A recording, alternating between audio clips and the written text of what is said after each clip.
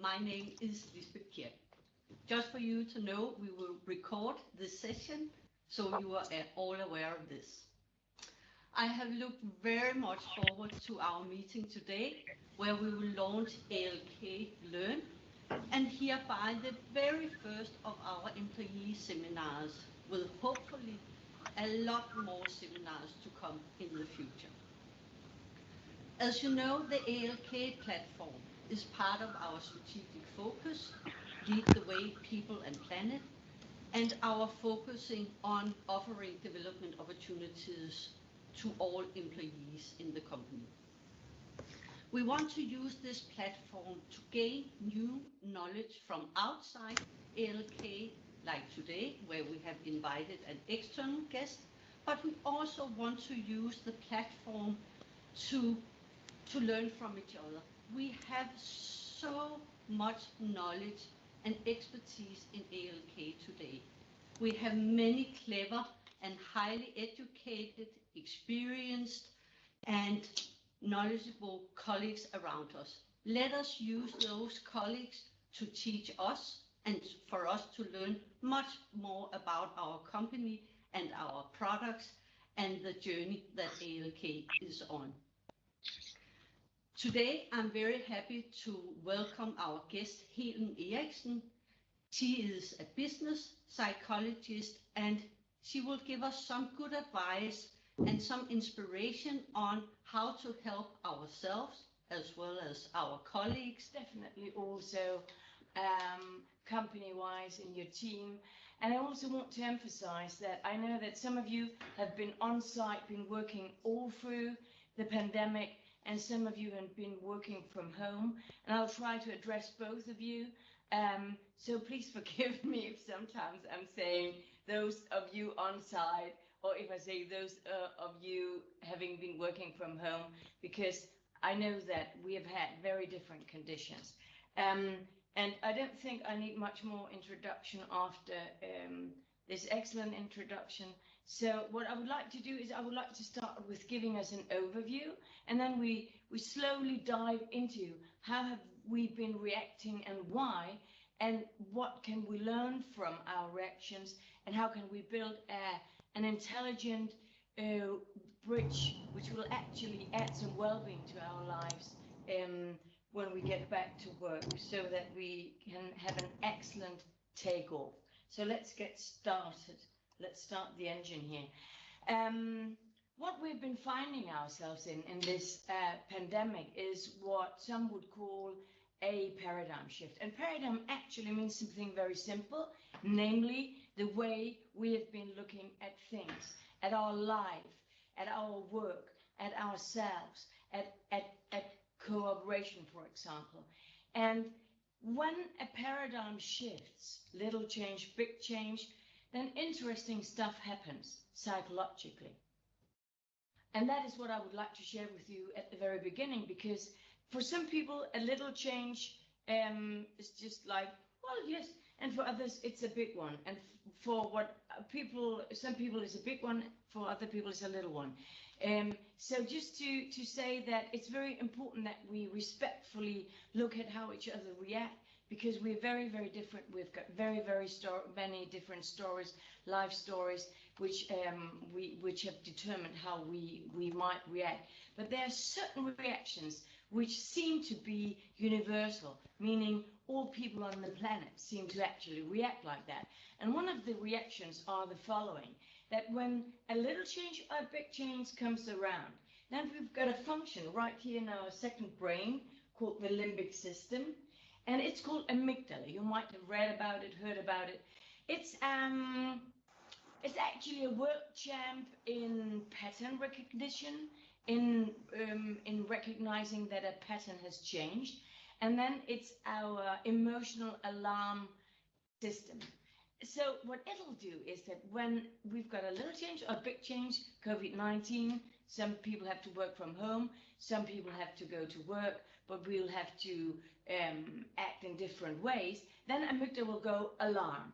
And when amygdala goes alarm, it's not just a local phenomenon, it'll go to adrenal glands, and it'll tell our adrenal glands to produce a hormone called adrenaline, and adrenaline, all hormones, gives a feeling, and the feeling we'll get is we can flee, we can fight, or we can play dead. And the playing dead, not many of us do, but we certainly, I could imagine during this period, have had this feeling of, I don't have very much energy, or I would actually like to stay on my couch today. But mostly we don't do like that. We don't flee either, because most of us actually would like to stay in our company and make a difference. So what is it that we do? We stay and we fight. And that's the point. It's important that we stay and we fight, but it's also equally important that we fight wisely.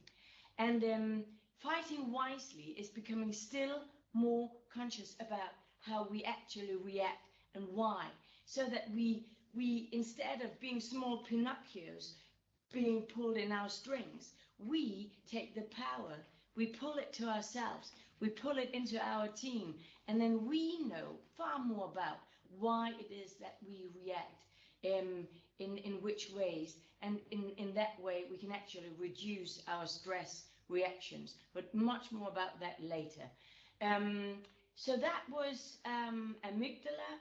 It was fight and flight and fighting wisely, and we'll come much more back to what fighting wisely is about. And one of the first things I would like to say about that actually is what you see in the bottom of my slide, namely the words basic assumptions. When amygdala says alarm, then what happens psychologically is a fairly interesting phenomenon. Unconscious basic assumptions will start making their ways into our psyche. And because they're unconscious, we don't know that they are actually determining our behavior to a very high degree. And one of the first classical basic assumptions to actually enter the psychological scene sounds like the following. You might have come across it. It was far better before. And when something was far better before, then we start thinking. We start thinking about, this is really rubbish. I would like to get back to before, because before this and that and such was better. But that's quite exhausting, because, for example, when we look at the pandemic, we couldn't go back to before Corona, because Corona had hit us. So what's fighting wisely right there would be to consciously approach it and find out, what can I go back to? Which values would I really like to have with me in this scenario where we have this pandemic? Whether I'm working from home, whether I'm on-site producing all your products, and thanks a lot to all of those of you who have been on-site, because actually I'm one of the users of your medicine, and I would have been really, really in trouble hadn't you kept on producing. So thanks a lot for that. So this, it was far better before. Find out what we can come back to, and really grasp the values that are of importance for you. Talk about it, and talk about what adds meaning to your work, because then we can far better take what adds meaning to our lives over this paradigm shifting bridge. That's one thing researchers say. They say it's such a normal reaction to think and feel it was far better before, just so that you know it's completely normal. It would rather be strange if you didn't think. We cannot see the slides. And then they say it's actually pretty exhausting to be thinking and feeling it was far better before for more than 1 to 3 months. So in that period, 1 to 3 months, it's an incredibly good idea, according to scientists, that we start finding out how can we together make the best of this. So it's really about finding solutions, what adds meaning, what adds to our purpose, small things, big things, but actually pretty down-to-earth things. How we organize ourselves, how we structure our meetings, when we are on site, how could we organize our work there, and get the best out of it. So that's one thing I would like to share with you about how to fight wisely. The second part is a second basic assumption that turns up. And you've probably come across that one too. And it sounds like this. Somebody must come along and fix this. And it's so natural to feel like that too. Thing is just not very many will come along and fix it because we are the ones to fix it. Because we know exactly what's wrong. And therefore it's so important that from the management position, the leadership feedback is really listening into what comes from the employees so that we can really exchange about what adds meaning, what works, what doesn't, because in that way we can make our way and really fix things in time so that problems do not accumulate along the way, because that also and as well can be pretty exhausting. So that said, let's move into how we react. I would like to start with, I would like to start with really giving a lot of praise to you, because I mean, I hope that you are incredibly proud of standing up, still being able to go to work, because historically what you've been doing and been able to actually go through till now is historically without any proceedings before. Nobody has done it before. So if you're tired, it's understandable. The corona period has been so tough for many people all over the world. Some of you might have lost dear ones. Some of you might have had corona yourself. It's been something that I don't think anybody could imagine. And that said, as a human being, a lot of us will go through life and always think unemployment happens to my neighbor, becoming divorced happens to my uncle, that somebody gets ill and seriously ill does not happen to our family, it happens to people around us.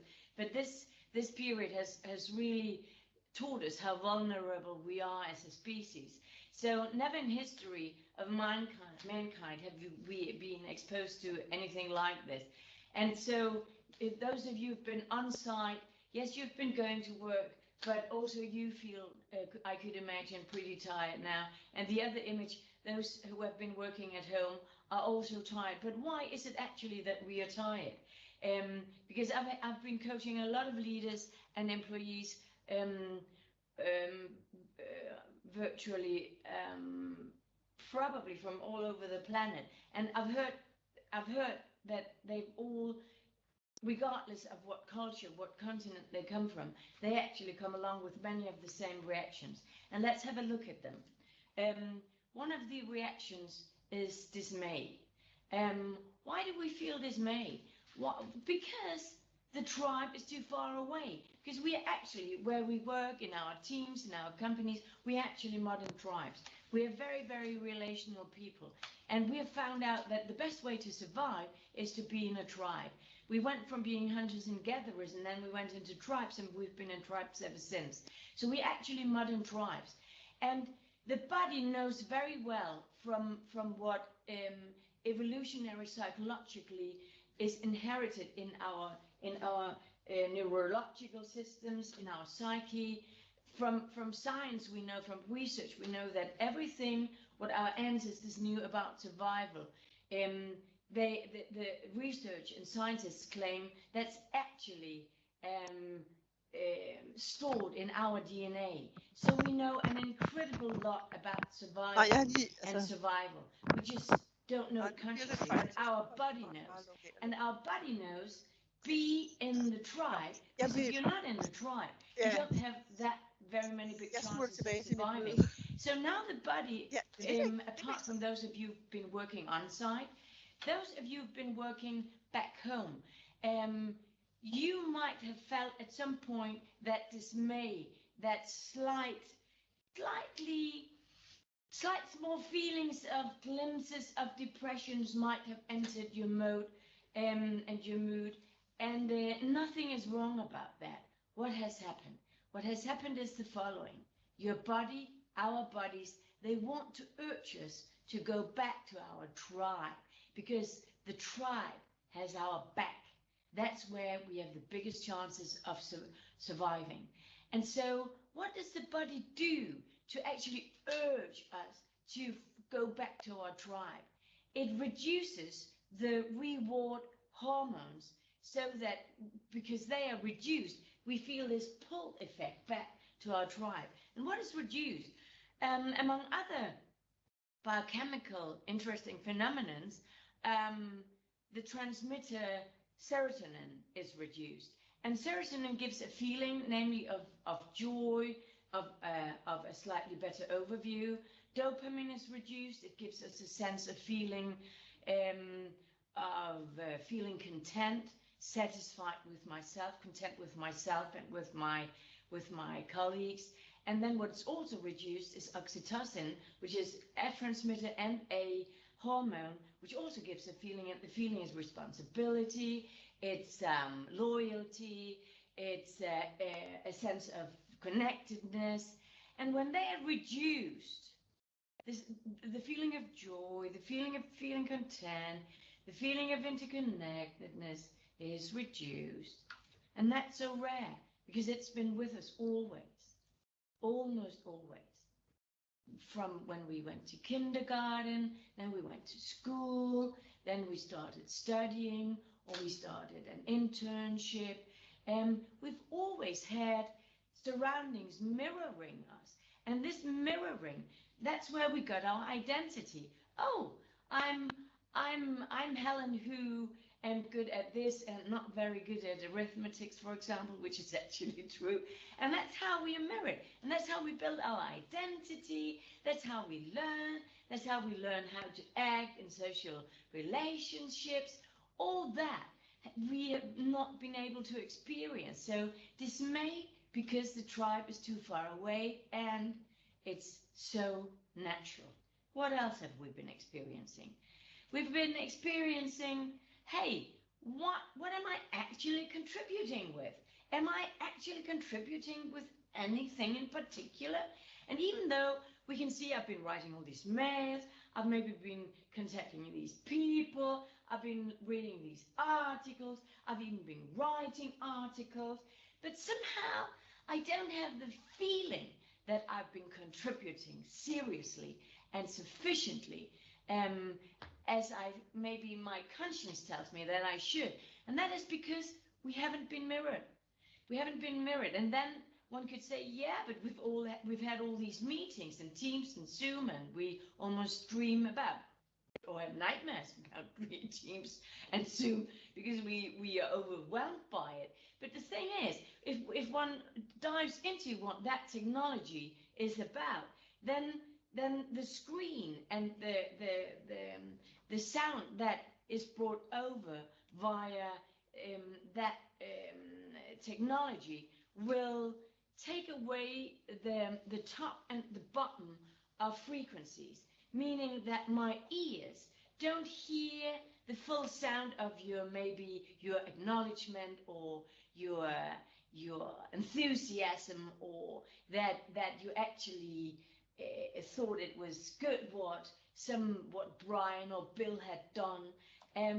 We don't sense it that intensively, which is why afterwards, after a meeting, we can sometimes be a bit frustrated because how did it actually end? What was actually the conclusion?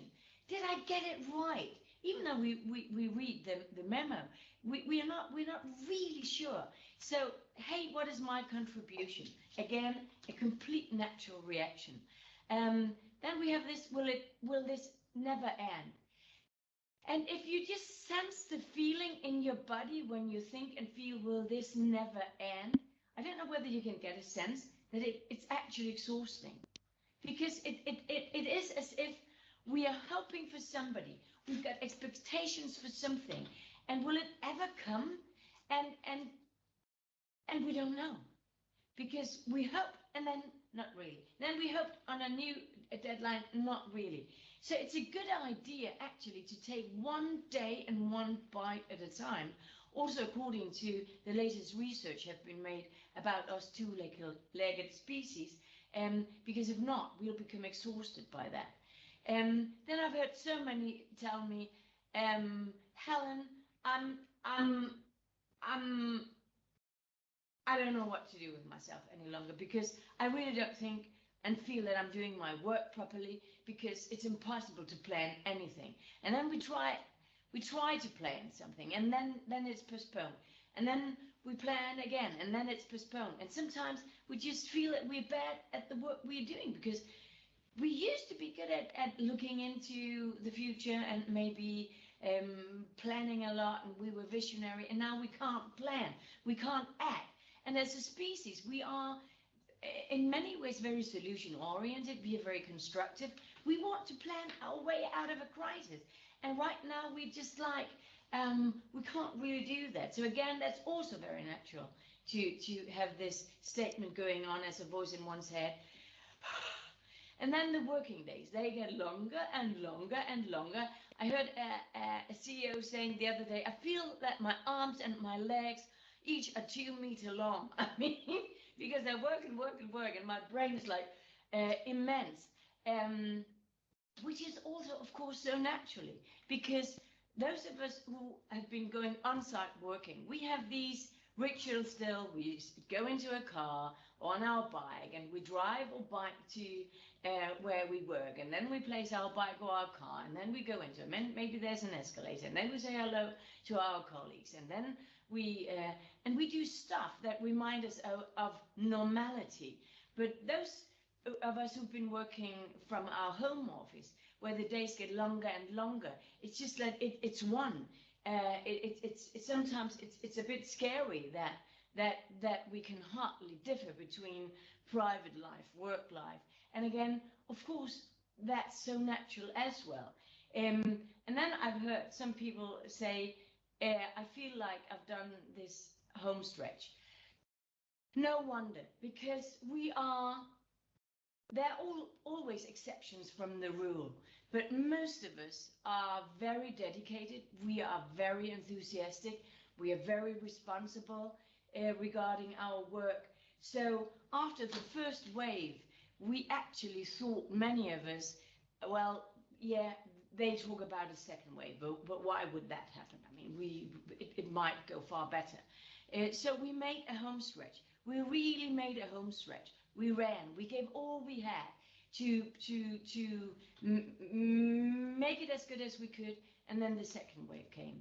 And then we used actually a lot of the resources which were needed for the second wave. And it reminded me, and reminds me of, I used to be a fairly good long distance runner, and also went to competitions around Europe. And I remember, as a metaphor for this home stretch, I remember I was in a stadium, maybe it was in Munich or somewhere, and I remember, I must have been quite tired, because I remember that I thought, this is the last round, and then I started running, and I really increased my pace, and then I heard my coach yell on that stadium, "There's one more round to go!" And I don't know whether you can imagine how I was feeling, because I had used it. I had no fuel left, and I had no glucoses in my brain or in my legs or anywhere. I felt ready just to throw myself onto the lawn, but I had to finish, of course, and that was a pretty exhausting round. And I think quite a lot of us have felt that, not in the beginning of the second wave, but the CEOs and employees I've been following in the second wave, they've felt this lately, that it feels like a home stretch. But the good thing is there's hope. So what research can tell us, we've got a very, very good tool right at hand in our own body, and we don't even have to pay money for it. It doesn't even take very much time. Breathing.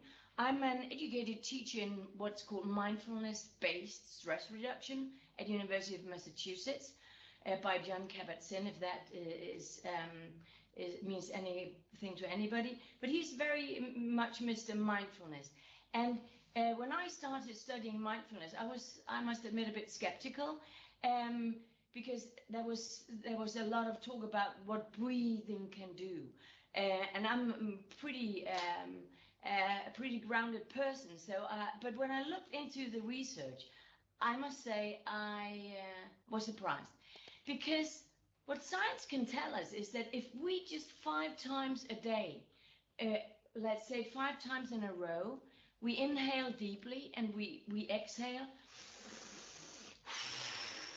like this. I mean, one can do that going from the toilet to the table and from the toilet to one's machine if one is working on site.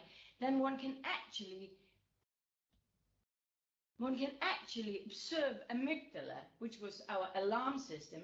One can actually observe it down-regulating its activity, meaning that we have less adrenaline and cortisol, the stress hormones, circulating in our system. Also meaning that we are not as stressed, we can focus better, we've got more energy, because being stressed takes up a lot of energy. So taking a deep breath, as banal it might sound, as effective it actually is. And then this taking one bite at a time, because we stress ourselves far too much if we want to see the end of the tunnel too quickly. Hopefully it'll come soon, but it's actually a very loving gesture towards ourselves and our colleagues if we take one bite at a time, and knowing that we actually don't know when it'll finally change, if there is a final in this. So I brought you a quotation from a Danish philosopher called Piet Hein, and all his work is actually, well, I think most of his work, maybe 99.9% of his work is translated into English. But this is my own translation. Exactly this one I couldn't find in English. So bear over with me if you think that's really a lousy translation, Mrs. Eriksen. But here it goes. Health is how we feel. Resilience is how we deal. And there's a big truth in that. Also, when we look into modern psychological research, because one can see when we are all exposed to the same conditions, we will react differently, quite differently, depending on how we deal with it. And the way we deal with it depends very much on the lives we've lived, what we've heard our parents say, the managers, the leaders we've had, the culture we come from. But the way we deal with it, fortunately, is not something we are finally. That's very, as the brain also is, it's neuroplastic. We can change. We can actually change our ways of feeling and thinking so that it serves us the best, and also serves the team the best, the company the best. And then I like this picture, because sometimes it's just like that we feel that we can't give up, but we are actually not fighting wisely. So it's about fighting wisely. And how do we fight wisely? Let's look into it. We have, fortunately, a bridge in our brain. Namely, we've got two brain halves, and then in between there we have a very, very lovely bridge. And the more we allow the two brain halves to communicate with each other and go in resonance with each other, the more whole brain we can get, the better we are actually in real life out here at building bridges between different opinions, different cultures, because the infrastructure is in here for actually building bridges out here.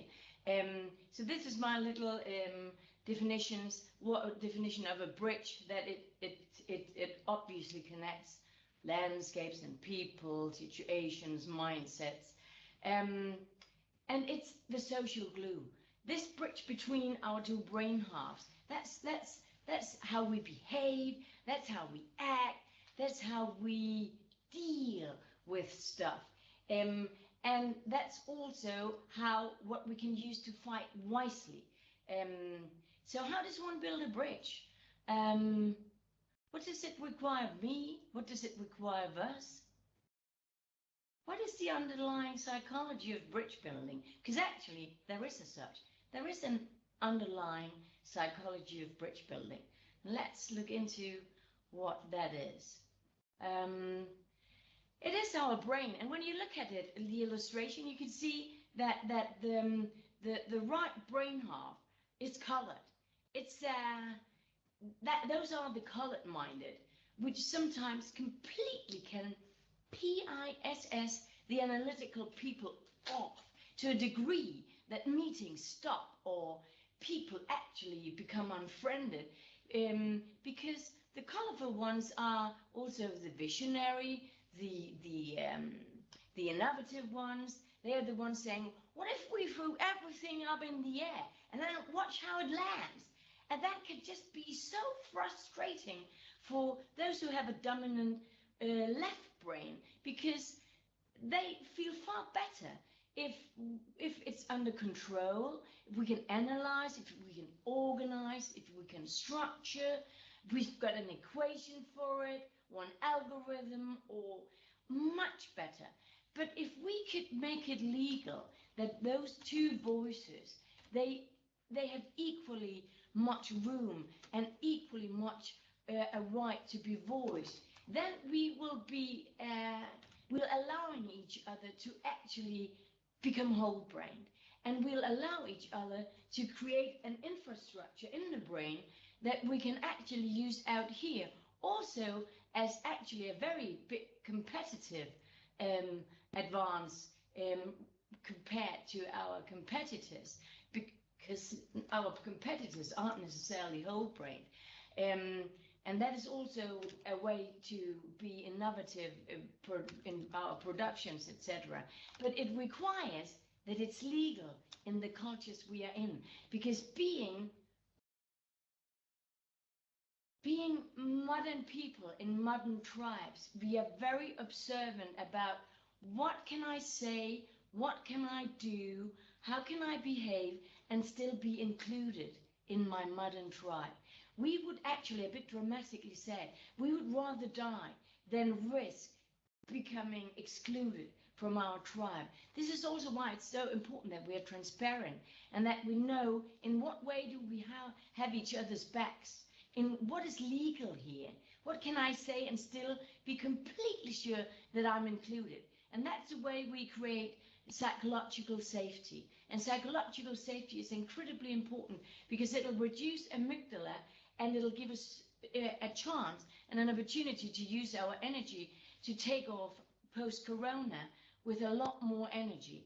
And that can be a great advantage. Here you have actually an animated image of the infrastructure. We have this immense opportunity to build in our brain. Here we've got a neuron, this big cluster, and here we see that it's got 6 connections, an infrastructure of 6 connections to its friends, the other neurons. But in fact, that's a pretty tiny structure.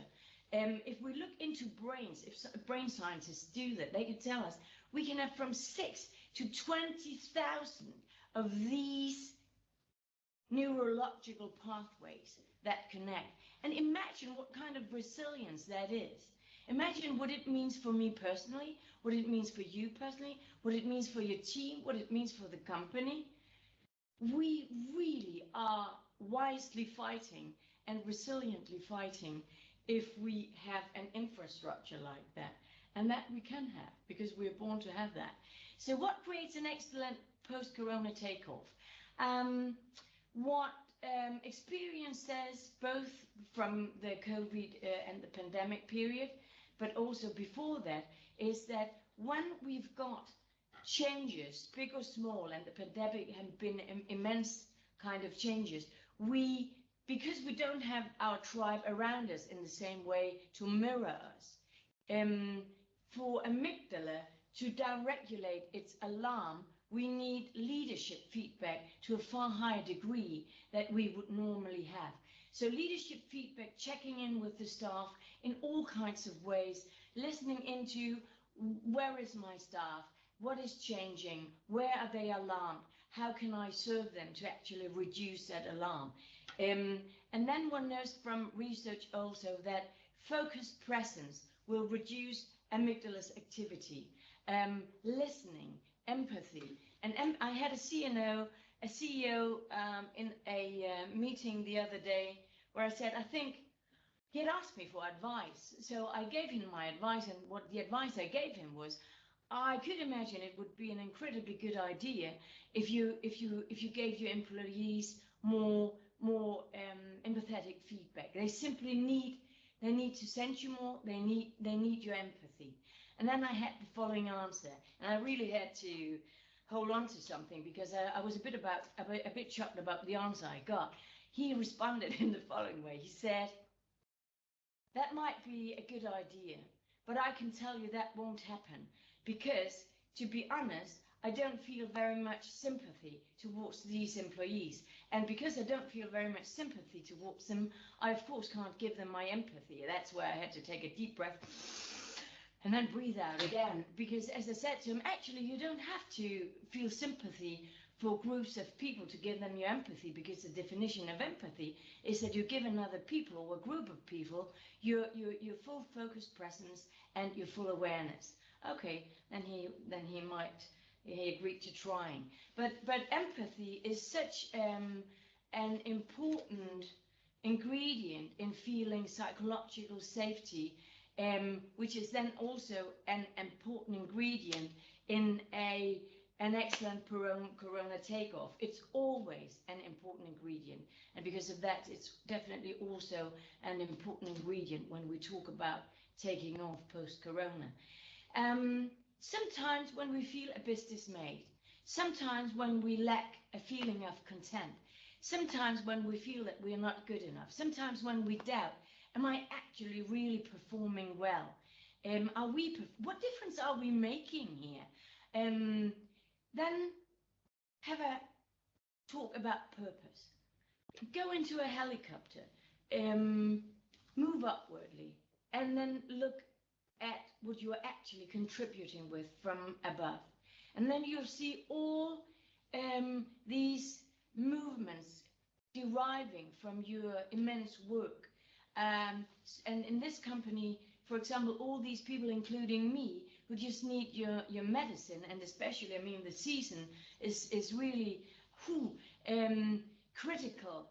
And that counts for children, that counts for grown-up, that counts for elders.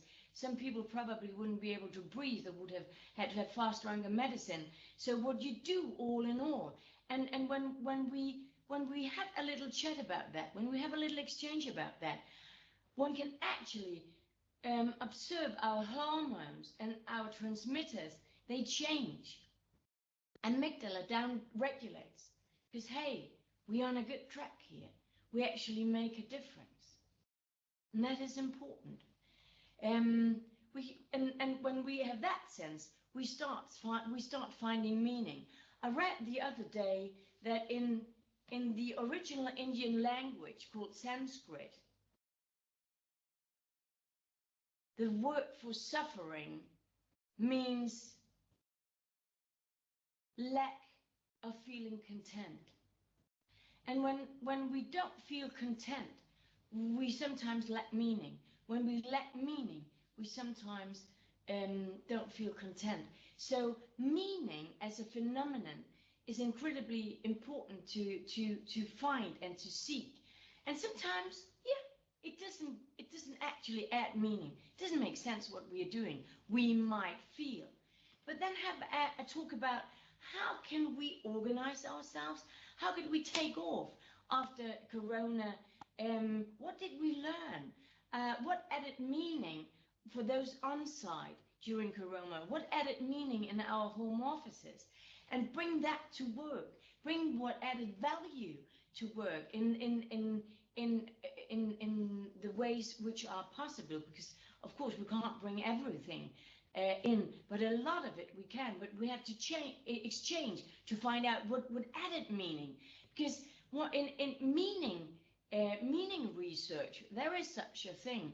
A lot of researchers are actually looking into what is meaning, what kind of phenomenon is it?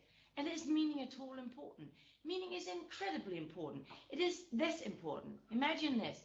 If we in our team can find just a little sense of meaning in what we are doing, a little sense, then you can actually register it in your immune system. Your immune system is better at healing this and that and scars. And also psychologically, we are better at healing up if we can find just the slightest sense of meaning. And we use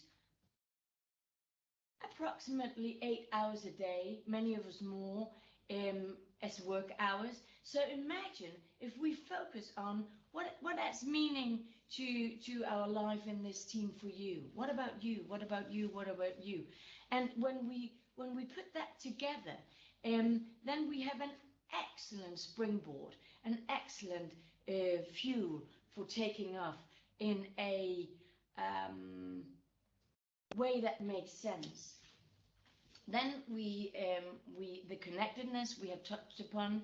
We are relational as a tribe. We need our relations, and that's also why it's so important to come back, also for our children at school, but definitely also for us as a modern tribe coming back to our work. We need followership. I mean, I think there's a big truth in that leadership is no better than the followership we give the leadership, and the other way around.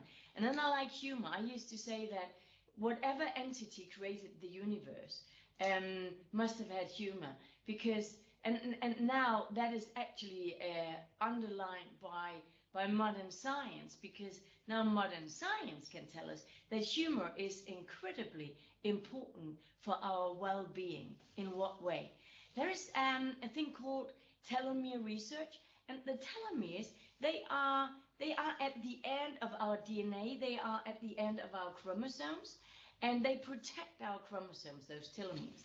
And when we manage in our groups, in our company, in our team, to share humor, some jokes, we know each other well, so we joke around this and that, and then we laugh at each other, at ourselves, and it's humor, it's not sarcasm or irony, because that's can be very difficult to interpret, and we don't know whether it was well meant or whether it was actually angrily meant, whether it was a criticism. But humor can be very, very interesting to look at, because when we use humor, like I just expressed, then the body actually produces an enzyme called telomerase.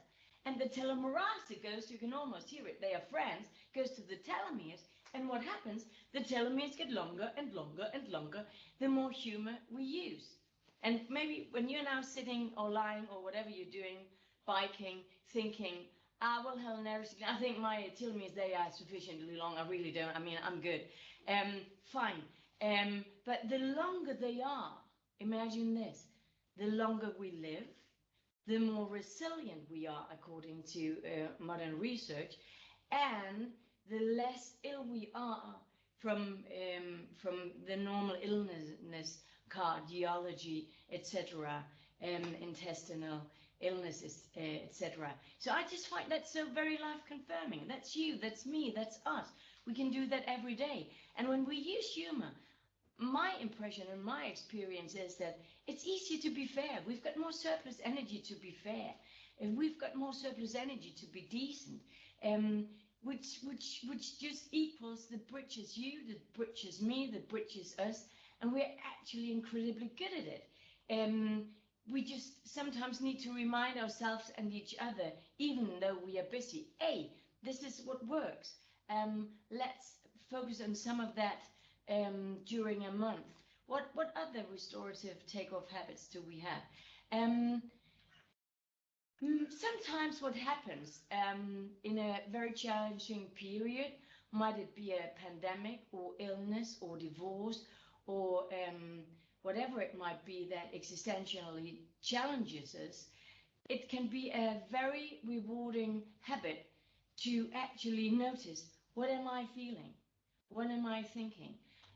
This is not, it may come over as being nerdy, but actually it's pretty down to earth, because when we notice what we're thinking and feeling, we are also able to change it, because sometimes we've got a history where something started 5 years back or 10 years back. I worked in another company, and something happened, and that became an assumption, and I've carried it with me all along. And maybe now I've become a leader, and now I've spread that assumption among my employees. And now that's what we think and feel in our group.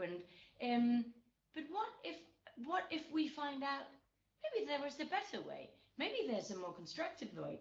Maybe we could twist it and turn it. Maybe we could do something that it adds more sense to our lives. So this asking ourselves, why am I thinking and feeling like this? Because then we can trace it, then we can track it, and then we can change it and do something good for ourselves. I sometimes hear people say, but I am like this. I'm not sure that we am like this. We think we are like that. But if the brain scientists, they are on track, they actually also say, hey, we can change the way we think and feel in our teams, and go in directions of what serves us better, what serves us well, what makes sense. So let's do that so that we can find the missing parts of the puzzle, of the jigsaw. We can ask ourselves the question, who would I be without this thought? It's it's like cleaning the windows, just in a mental way. How would we feel without this belief? It can be so relieving, because we can be stuck without knowing it. Also, I've been working a lot with production teams and innovation, and sometimes we're just stuck. And then if we free ourselves by thinking, who would we be without this thought? What a relief that is. Then we might come across exactly how we could combine biochemical ingredients to actually find something that works, for example, for allergies. And how can we increase our satisfaction? If we're dissatisfied, nobody comes along and fix it. We learned that from the basic assumption slide. We are the fixers, and we are in fact very good at it. How can we work together to generate more social glue? Because that we are also very good at it. We are world champs in it. Sometimes we just forget what we are incredibly good at, because we are very hardworking, dedicated, responsible people. And we've got deadlines. And this is why we sometimes forget all the gold, all the important stuff we also know. So what other mental restorative takeoff habits could we look into? During COVID, we have not been able to have these informal exchanges which we had on our way to a meeting. Those of you who are on site, you've had them all along, I hope. So this does not count so much for you, but those of you who've been working in your home offices, you haven't had those informal talks. And me or my, I've come across how much that has meant. Never mind in what company you're working, on what continent, all these small exchanges on the way to the cantina, on the way to a meeting, we haven't had them. And that's where we would say, I'm tired of this, or I'm really sad about that, or this really bothers me, or I'm frustrated about this. And then when we came to the meeting, whoop, it had evaporated and we were good. So this is a little suggestion I have that we can use while we're still in a corona period and still working together through screens, but also when we come back to create consciousness about, when am I actually complaining and when am I actually being constructive? Because sometimes that's also something that gets completely mixed up without me wanting it. It's just that I've got so much on my plate that it's become a habit.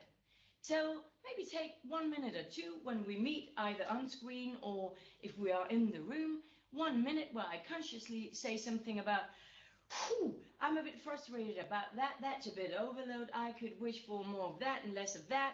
That was me. Next one, next one, next one, next one. And when we imagine that we've got a big dustbin in the middle, a big plastic bag or whatever sustainable bag, and then it all lands in there.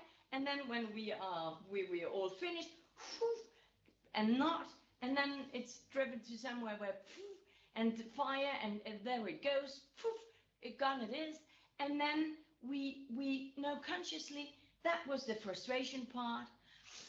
Now I'm ready for the constructive part. That can be very, very relieving and helpful. For some, maybe not for you, but maybe at some point you might take it from the tool bag and use it. Other mentally take-off habits is really, really, really, and I can't emphasize that enough, recognizing one's own and others' efforts. Because we've been used, as I said in the beginning, to be mirrored, mirrored, mirrored, mirrored. And our mirrors, our fellow tribe members, they've only been accessible through a screen. So we really need feedback from our leaders, from our managers, from our colleagues, and we need to be recognized. And it's not that we come from need. It's not like we are needy. It's more like, for us, it's natural to be in an environment where we recognize that's part of being alive. It's as natural as breathing almost. And then regularly sharing success stories. Some cultures are better at completely naturally sharing success stories. And what's interesting about sharing success stories is that a lot of research has gone into what does it do to a culture if we share the success stories or if we don't. And in the top 10, regardless of what continent we are in, those who actually score the highest in well-being and psychological safety feelings and good places to work, they are very well known for sharing success stories. And also even meetings to review recent accomplishments. Also because it's not only sharing positive stories, actually a lot of information can be shared there. It can be like talking about tribes, but like we used to do, or our ancestors did at least, sharing the stories, what has happened during a day, so that we learn from each other.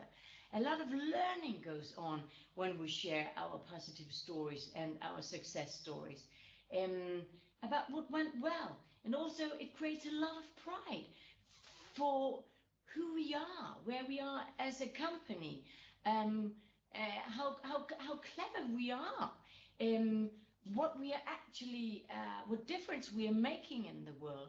And also it gives a sense of what adds meaning to the others' work life. What forces do they contain? Where can I go if I've got a challenge with this and that? So much happens consciously and also unconsciously when we do it, which is of immense value when we really need each other along the way and after takeoff.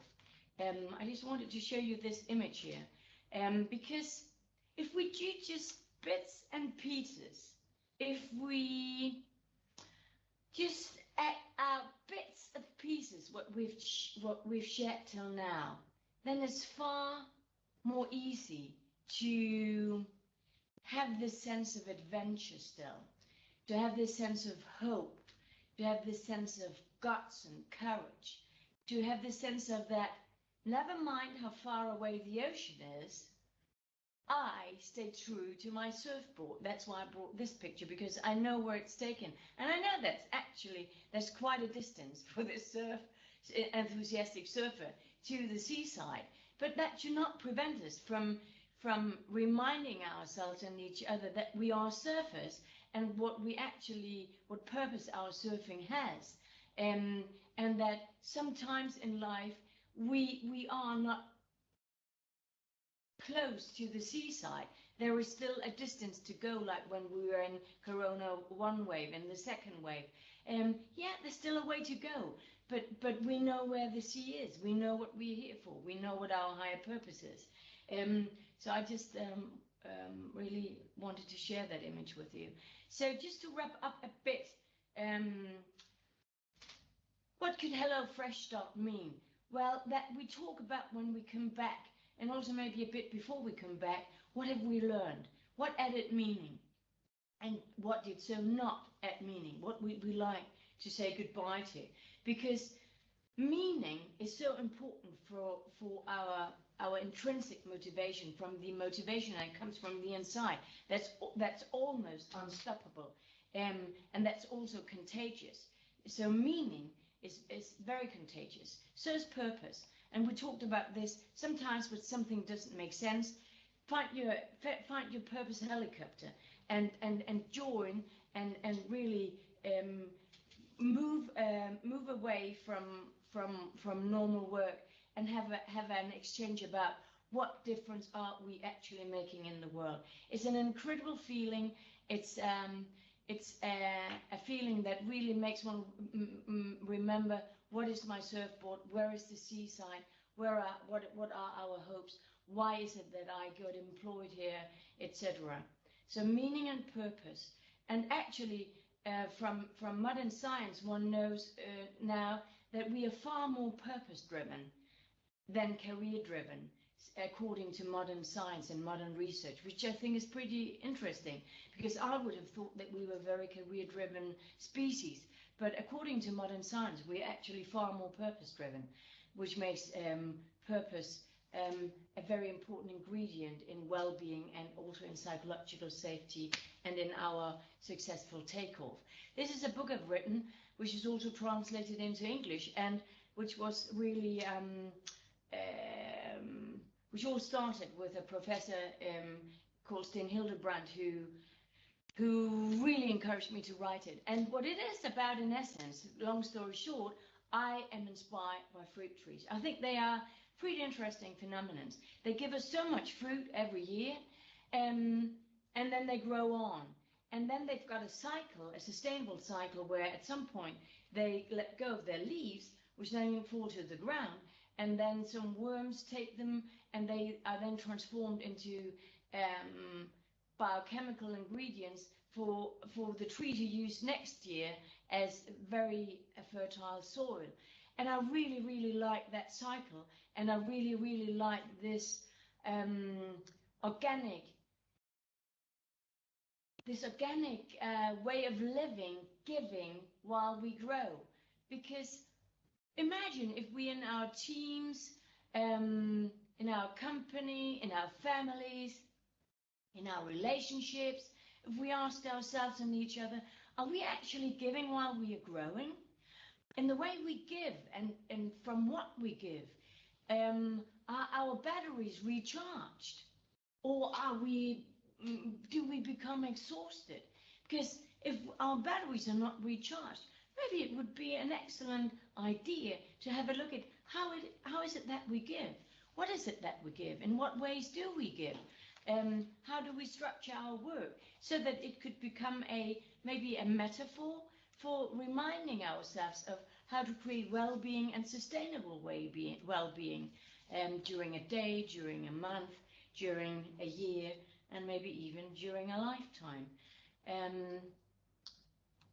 And what else can we do to start a fresh post-corona start? Well, focus is an interesting thing. I don't know whether you've tried to, let's say, in your family, you've decided we're going to have a new car. You decide that Wednesday evening, we want to have a black Volkswagen. That is what we've decided in the family. We've had a family council. Black Volkswagen, that's what we've agreed on. That's Wednesday evening. Have you then tried this? That when you then go to work on the Thursday, then the whole world has become invaded by black Volkswagen. They are everywhere. It's like an invasion. God knows what farmhouses, what garages, what hangars, where they all come from, but they are everywhere. Question, are there more black Volkswagen on that Thursday morning than there have been all the previous days? The answer is probably no. What happened? Focus came in. Certainly there was a focus. We want a black Volkswagen. And that's how powerful focus is. I once traveled the world and I lived with various different tribes to see what I could learn from them. And from the Maori people in New Zealand, I took this wisdom with me home, among a lot of other wisdom. But they say this: energy goes where attention flows. And that's the same as saying focus. So if we focus on finding solutions, it's not that we don't do that already, but imagine what difference it would make if we did it still more and still more and still more. And in that way, place positive, metaphorically speaking, documents on each other's plus shelves. That's a metaphor I've invented so that I can understand my own psyche better.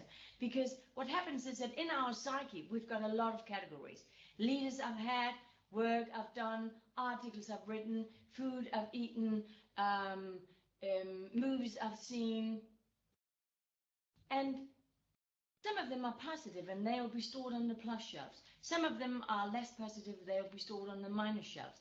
Where the majority is, that's where we will have automatic behavior coming from. And that is what we in modern language call a habit. But that is only a habit. For example, right now, there are more documents on the plus shelf. But sometimes we can meet ourselves in challenging periods, or we can meet others in challenging periods where we don't think very much of ourselves. We think that we really don't contribute with very much. And that can then become a habit. And if we look at our minus shelves, there would be a majority there. So what am I saying? We can actually every day consciously decide which documents we want to place where. And I suggest, from my knowledge of how it feels to be coming from one's plus shelves, that's a far nicer feeling. And also, if my team comes from a solution-oriented, a constructive majority on the plus shelves. But the thing is, we all add to that. It's a co-creative,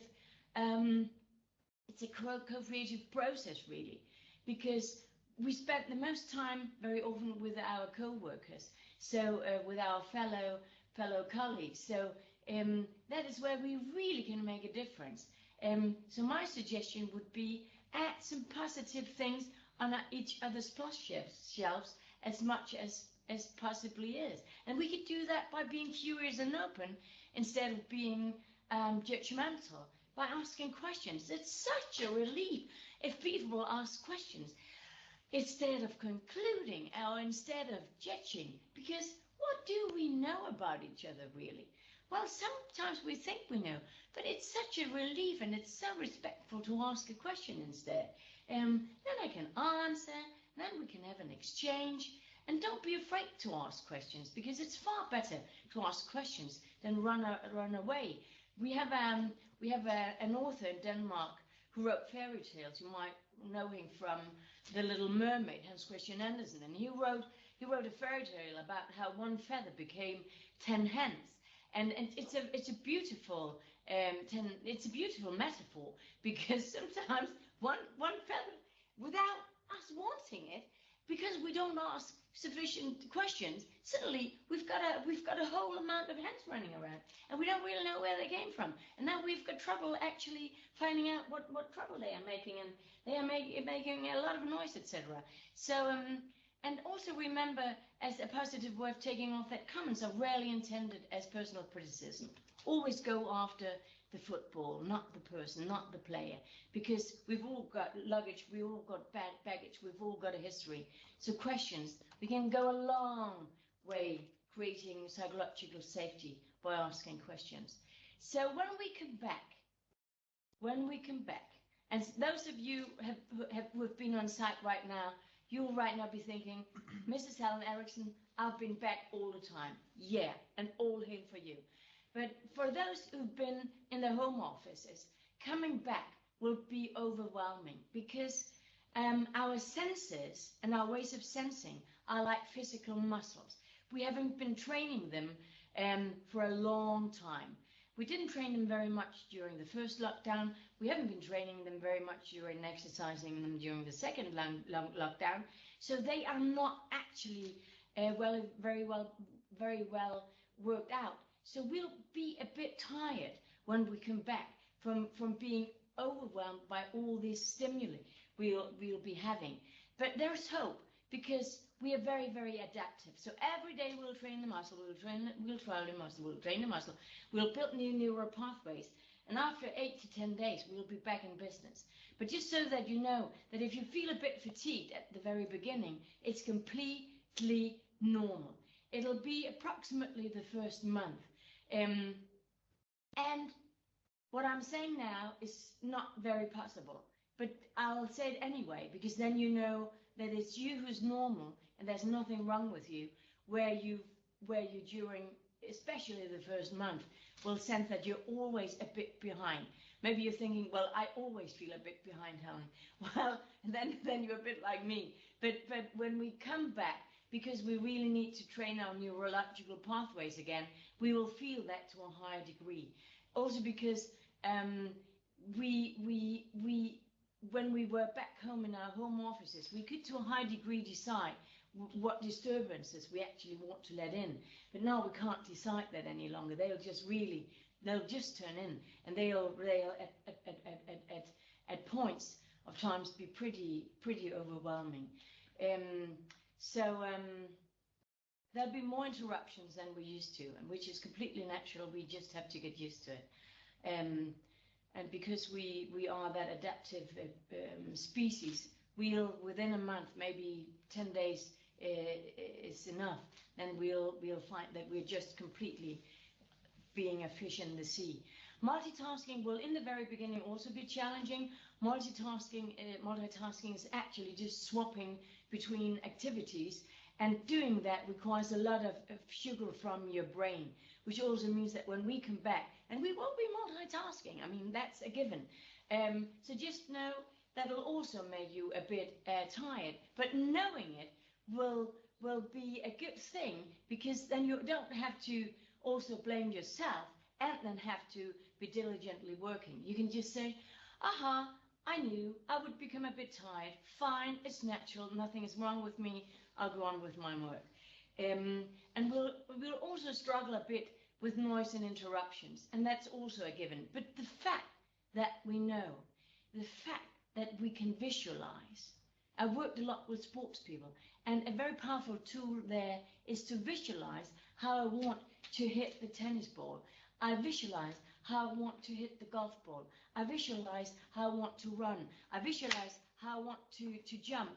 I visualize all kinds of stuff that we can actually mentally visualize how we would like to react, how we want to build our new muscles neurologically and psychologically and interrelationally. And then it's a good idea to get into a habit pretty quickly, asking, am I disturbing? Do you have time? Because then it's legal to say, I would love to talk to you, I would love to dive into that project, but give me 3 minutes so that we can prevent multitasking and becoming fatigued. Because in the beginning, we're going to be a little thin-skinned. And I actually would like to say just a little bit about thin-skinned, because it might sound as if that we are weak, but actually we are such a strong species. But interestingly enough, we are not stronger than our nervous system, interestingly, and also logically. If you imagine this is a neuron, what makes this neuron, which is a brain cell, what makes this neuron able to actually process whatever, a message, a phone call, some news, that is, how thick is the layer of fat around that neuron. And because we are going, when we're coming back, those of us who've been working from home, those of you who've been on site, you probably won't have these challenges to quite the same degree. But those of us who've been working from home, we will very quickly have this fat layer around our neurons being reduced, because we'll be overwhelmed by all these people and information. And so actually in all cultures where I've worked, and I've worked pretty much all over the planet, there is this expression being thin-skinned. Isn't that interesting? And also life confirming that thin-skinned actually is a way of expressing that we have been challenged, and we've been overwhelmed in periods, so that our fat layers are a bit thinner than they used to be. So the solution is less, if you will, less overwhelming and training, and some nutrition experts would say omega-3, but that is a complete different lecture. So if we move a bit further, what else can we do to have an excellent takeoff? I think it's a very constructive thing to know, and I think it's a very self-compassionate thing to know, and a very self-loving thing, and a very wise business thing to know, namely that when we come back, those of you who've been on site, you've seen each other every day, so you've had the time to exchange and how's life back home, etc. But those of us who haven't had the chance of these informal talks, on the outside, we look more or less as we always did. But the thing is, and this is pretty important, on the inside, most of us have changed. There are always exceptions to the rules, so some of us might not have changed, but most of us have. Why? Because we've acknowledged our own mortality. And why would that make such a big difference? Thing is, I've worked with people almost now for 25 years in many different cultures. And what I've seen is that most of us, we don't acknowledge that we are mortal until we reach 40 plus age. Why? Because around 40 plus, some things happens with our hormones. What? Well, for men, the testosterone levels, they dive, and we all know what that means. And for women, our estrogen and our progesterone levels, they also dive. They've done that from the age of 30, actually. But what it means for women is that we see, it's always like mutiny, that what kept our skin and stretch, it's at mutiny, goodbye, and then we because of how our body reacts mostly, we acknowledge, okay, I am also mortal. But I've met people at the age of 25, 30, 35, who have acknowledged their own mortality. And what happens when we do that? Then we know that we might die. Not that we might, only that we might die, we will die. And when we think that thought, consciously or subconsciously, we very, very naturally start considering what are my values, how do I want to spend my time, where do I want to live, who do I really want to work with, what company do I want to give all my time, what difference would I like to make in the world, all these existential questions. And that's also why it's so important that when we come back, that the leaders and the manager, that they take into account that we need to talk about this one way or the other. It doesn't have to be deeply philosophical until we are close to throwing up. But it's important to address it so that we bring it over the bridge so that we can use it to add meaning, add purpose, add motivation, and really become a very, very good springboard and a very good way of taking off with joy, and so that we build a bridge from what we've been through, because it's historically amazing that we are still, as I said, standing on our two legs, but we need to build this bridge, and we're so privileged that we've got colleagues to do it with, that we've got leaders and managers to do it with, that we've got a setting to do it in intelligently and in a human way, and in ways which we can all sense works. Time to talk about our values and meaning, purpose, who we have become, because we're not the same. We might look the same, but we're not. Then I've got some images for you and a little wrap-up. So focused presence, calm, breaks, time for informal talks, and not many managers like me saying this, but expect reduced efficiency the first month. It's not that we will be less efficient. It's just that it's far easier if we don't blame ourselves and each other that we are maybe not as we were before Corona, because it will be possible to get a sense of that we are not that effective, and I'm reaching out for an image here, which should come quickly, I hope. It's an image actually of a horse, because if we do just bits and pieces of what I have been sharing with you, we will actually be able to use our full horsepower to a degree that will set a lot of potential free, a lot of psychological safety free, a lot of innovation free, because look at it. Here we've got a horse. It's tied to a chair which got no weight at all. And what's important is that we untie that one so that we can set that horse free, that horsepower free. And that's this immense opportunity we have for taking up when we come back. Namely that we are still more conscious about what are we thinking, what added meaning to our lives, in what ways can we change maybe stuff that has been holding us back.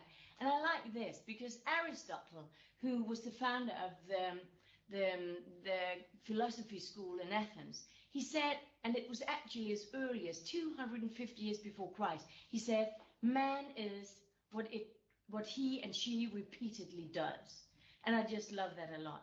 So Rome wasn't built in one day, but learning and this repetition, I mean, in a while, and it doesn't take a lot of time, it might take a month, but if we have this focus on acknowledging each other's efforts, sharing the positive stories, which actually Science and Research says, do that. It's easy, it doesn't cost very much, but it'll add so much well-being and good takes-offs again and again and again to your culture. Then we might in a little while be finding ourselves in this scenario, which are images from nature, but actually it could be our brain, it could be our psyche, it could be your team, it could be ALK, because what we see first is a bamboo sprout, and then in picture number 3 we see a whole bamboo forest, and that's exactly what will happen if we focus just on bits and pieces of this, like the black Volkswagen.